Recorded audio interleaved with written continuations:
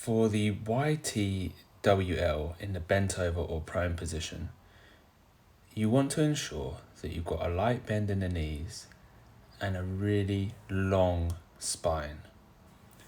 All the cues stay the same, extending through the elbows and fingertips, keeping elbows and fingertips straight, shoulders down and back or depressed and retracted.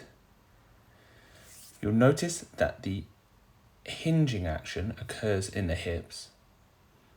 For some people, the range of motion you're seeing now will not be comfortable or possible. You may prefer to do this standing up or lying on your front.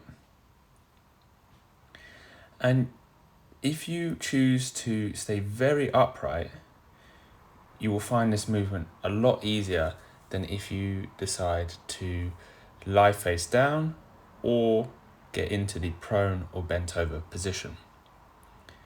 I'm just demoing here the T's standing up, just to remind you of keeping the shoulders down and back and the extension through the elbows and the fingertips, also keeping hands in line with shoulders.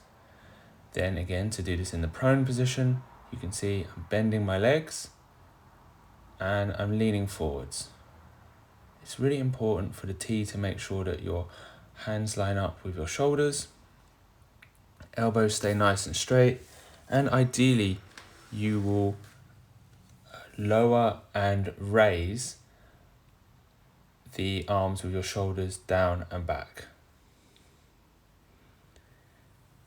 We're now going to move on to look at the W. Again, just a little reminder that for the W, your elbows should be a little way away from your sides so you can really clearly see that W position. Again, filming it or doing it in front of a mirror a few times standing up can help you maybe identify whether you've got any imbalances. So perhaps my left arm is a little bit more closed than my right. It's not the end of the world, but it can make a difference. Again, when we get into our prone position with knees slightly bent, shoulders down and back, try to keep your shoulders down and back throughout the movement. Obviously, the range of motion you're seeing now with the hands going back behind the shoulders might not be comfortable or achievable for some people, so just find a range that's good for you. Finally, we have the L. Some people like to keep the elbows very close to the side of their body. Others prefer to have elbows underneath shoulders. You've got to find what's right for you. The range of motion will very much be dictated by your shoulder girdle.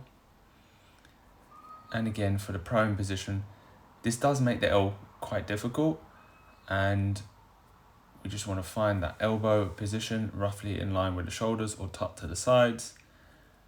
And again, keeping shoulders depressed and down.